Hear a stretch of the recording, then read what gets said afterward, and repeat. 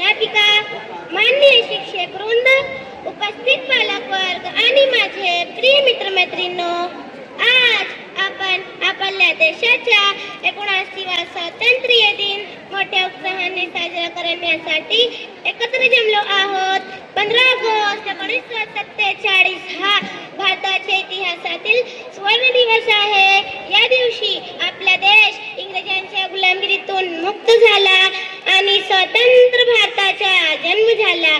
हे स्वातंत्र्य आपल्याला सहज मिळाले नाही. अनेक स्वातंत्र्य सैनिकांनी आपल्या प्राणांची आहुती दिली. महात्मा गांधी, नेताजी सुभाषचंद्र बोस, चंद्रशेखर आझाद, राणी लक्ष्मीबाई, भगत सिंग, मौलाना अबुल कलाम आझाद, अशफाक उल्ला खान असे अनेक शूरवीरांनी देशासाठी मोठे बलिदान दिले.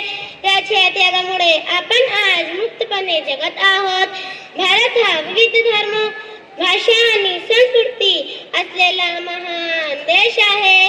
आपल्या देशाचे राष्ट्रीय ध्वज तिरंगा आपल्याला एकता, शांती आणि प्रगतीचा संदेश देतो.